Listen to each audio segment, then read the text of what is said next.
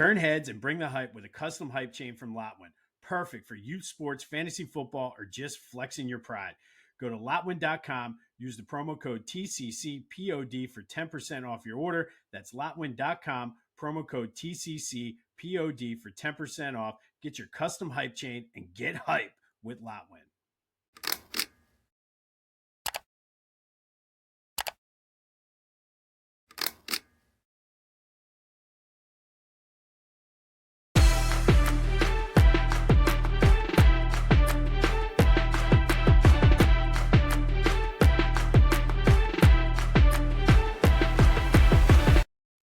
What's up, everyone? Welcome to this day in Philly sports history for October 14th, 2025. I'm your host, Jim Montgomery. Welcome to a Tuesday edition of the podcast. It is Tuesday. That means it's time for a little motivation / positivity. Brought to you, as always, by the Clashing Conferences Sports Fan Network. Go to clashingconferences.com to see how you can get involved. Join the team. Come over. Talk some sports and have some fun. There's a Mariners fan in the group, so she has been ecstatic. Lots of Bears and Commanders fans going back and forth last night, so it's a good time. Go to clashingconferences.com to see how you can join today. Always looking for new fans. All right, today's quote comes from Eleanor Roosevelt, and I felt that this was pretty appropriate for what's been happening in Philly and just in general. But no one can make you feel inferior without your consent. And I love this because essentially it's saying you're in control of your own confidence, your own self-worth, and you have the power to reject negative messages, negative comments, negative vibes, whatever, to make sure you're in charge. So nobody can make you feel any way that you don't want to feel. So take charge, take the ability to make the changes, to make yourself feel better, do what's best for you. And I like this because really words only have power if you give the words the power. So no matter what anybody says, what anybody feels, you and you alone have the ability and the power to give those words power or just dismiss them. Obviously, a lot of times this is easier said than done. There are times where you're just not feeling good about this, that, or the other. So use this as motivation to make some self-improvements, make yourself feel better, do something that's going to give you that confidence, and be resilient, because it's not, I talked about my one of my favorite quotes, "Always forward, never straight," by the late Dave Sharapan. And that's the truth. Progress is not a straight line. There's going to be peaks and valleys. So just be resilient, fight through those low times. And truthfully, the Philly sports tie here is we had a rough week. Giants fans are talking their trash. Mets fans are talking their trash. But it is what it is. We know what happened. We know what the Eagles got to have to do. We know what that team is. So just let it roll off your back, man. The haters are going to hate, but no one can make you feel inferior without your consent. Thank you, Eleanor Roosevelt, for that. And again, don't let words have power. Only you can choose to give those words power. So hopefully you can take something out of that through your weeks. This has been Tuesday Motivation / Positivity, brought to you by the Clashing Conferences Sports Fan Network. Go to clashingconferences.com for details on how you can join. This podcast, This Day in Philly Sports History, and the Brotherly Birds Breakdown are proud members of the Clashing Conferences Sports Fan Network. All right, so speaking of those Eagles, things just got a little bit tougher, and out of the blues, Darius Smith retired. And allegedly, it had nothing to do with anything in the Eagles locker room. It was a personal decision. I don't know. After he came in so hyped up, maybe his body's just not doing what he thought. It's just, the timing of it seems odd. But from a team perspective, it does leave the Eagles very short at defensive linemen, pass rushers in particular. So I don't know. Nolan Smith won't be back for another 2 or 3 weeks. It's on the others to step up. Now, Nick Sirianni said what you expected Nick Sirianni to say. I have full confidence in those guys. I think ultimately it comes down to Jalen Carter and Jordan Davis. They need to put pressure and free those guys up. I need Jalix Hunt to step up. I need guys like that to just come. Maybe now that Nakobe Dean's back, they do some packages with Jihad Campbell as an edge rusher. But it does put them in a bad position. I fully expect Howie to be on the phones. The issue is he should have already been on the phone for a cornerback too. So price at this point is going to be high. So your move, Howie. What do you got? Kyle and I will get more into this later this week on the Brotherly Birds breakdown. So that will be out during Thursday Night Football. But team's in trouble, man. The team is in trouble right now, and this is a good measuring stick game, not because Minnesota is that good, but because you need to see the resilience and see what this team, how are they going to respond to adversity? I've read a stat that it's been very rare that like 4 times the Eagles under Nick Sirianni and Jalen Hurts, if you take away the 2021 season, have lost 2 games. And I think actually, even if you include the 2021 season, it's only been 4 times, and 3 of them happened during that 23 collapse. So this is uncharted territory for the most part for this team. So I'm very anxious to see how they bounce back from this and how they handle it. They've been through the 2023 collapse, so hopefully they've learned from that and are able to bounce back, because the truth of the matter is they're a good team. They just need to believe that they're a good team. So we'll see what happens. We'll have more. Hopefully we get a clearer picture on the injury front today when they return to practice. But Kyle and I will have more on this on the Brotherly Birds breakdown. The other thing, I did watch the Saquon Barkley documentary over the weekend, and it was good. I highly recommend it if you haven't watched it yet. It was pretty good. It was an interesting concept. Kind of gives you a glimpse behind the scenes almost. Certainly doesn't paint the Giants in the best of light as far as all the things they've said and wanting to keep Saquon. But it was good. I highly recommend watching it. And it was a little bit of a glimmer of positivity this weekend through the negative whatever. So I highly recommend watching the Saquon documentary, though. Phillies news, Rob Thompson will be back. People were very mixed on this. I think it's the right move. I really, really do. I think you can point to any manager and question some of the decisions. You make the right one sometimes. You make the wrong one sometimes. I do think it ultimately comes down to the players. So I think Rob Thompson does need to be on a shorter leash next year.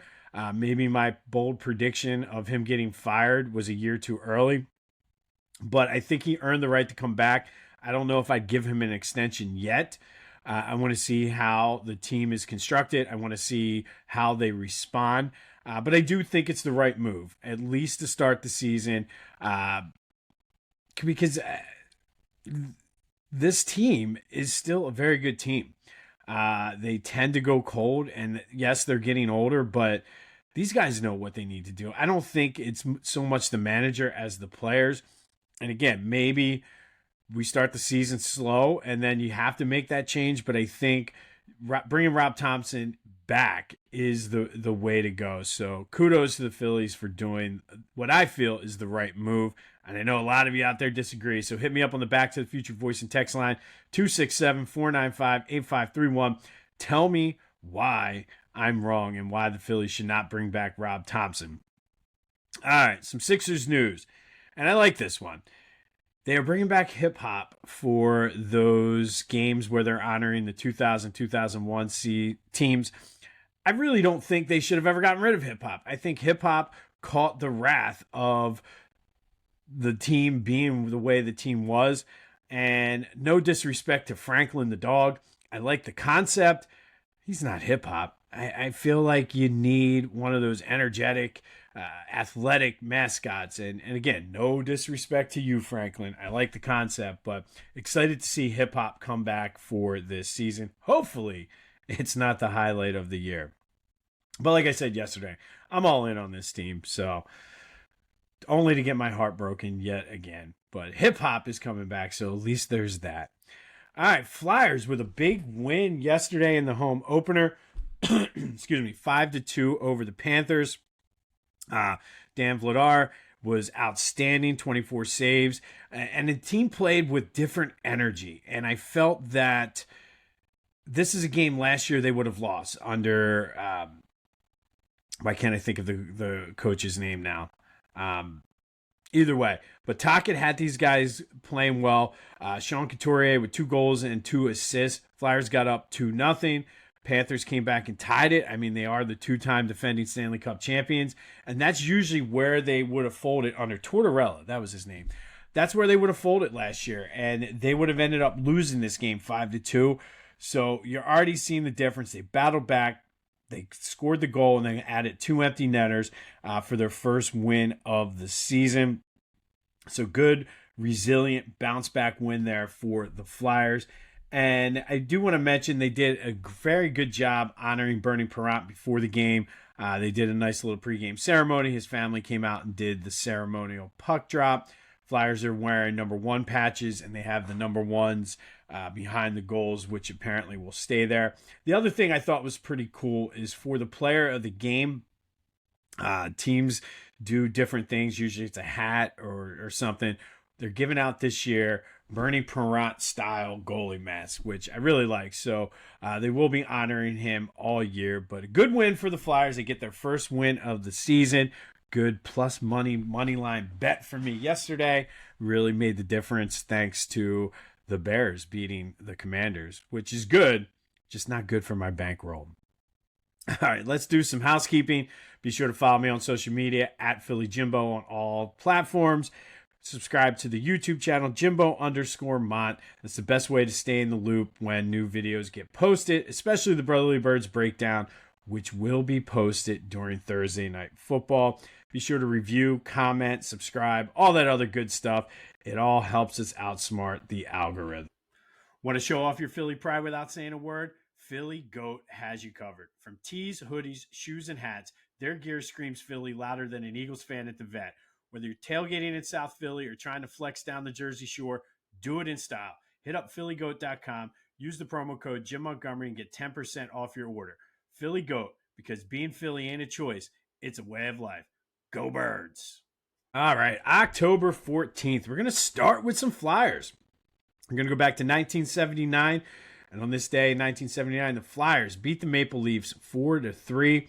Paul Holmgren, Hound Dog Bob Kelly, Reggie Leach, and Brian Propp all scored for the Flyers. This was the first win of that epic 35-game unbeaten streak that they went on. That included 25 wins, 10 ties, and did not end till January 7th, 1980. So starting this day in 1979, the Flyers would not lose again until January 7th, 1980. That does lead to today's trivia question. Did not do a trivia question yesterday. Just completely forgot, to be honest. But today's trivia question: who was the Flyers all-star goalie in 1979? Hit me up on the Discord channel, which is the first link in the description.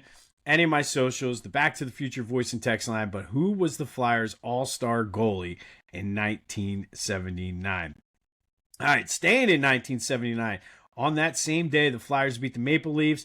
The Eagles' defense forced 4 turnovers. Wilbur Montgomery ran for 117 yards and a touchdown, added another 32 receiving yards as the Eagles beat the Cardinals 24-20 at the Vet to move to 6-1.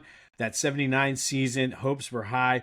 They ended up with an 11-5 record, tied with the Cowboys for first place, but due to the tiebreaker, ended up with a wild card before being upset by the Tampa Bay Buccaneers in the playoffs, putting on hold that Cowboys Eagles NFC Championship game for another year. And then 1 year later, down 4-0 after 3 innings, the Phillies exploded for 2.5 innings, I should say, exploded for 5 runs in the third, thanks in part to a 3-run homer by Bake McBride. Phillies would hold on to win Game 1 of the 1980 World Series 7-6. It was their first World Series win since 1915. But Phillies go up 1-0 on the Royals on this day in 1980. And then fast forward to 2022. In their first playoff game in 11 years at home, the Phillies explode for 6 runs in the third, including a 3-run homer by Rhys Hoskins, a 2-run homer by Bryce Harper. You might remember Hoskins. That was when he emphatically slammed down the bat as the Phillies got to Spencer Strider. Aaron Nola was outstanding in this game. 6 innings pitched, 5 hits, no earned runs, 6 strikeouts as the Phillies go up 2-1 on the Braves in the NLDS.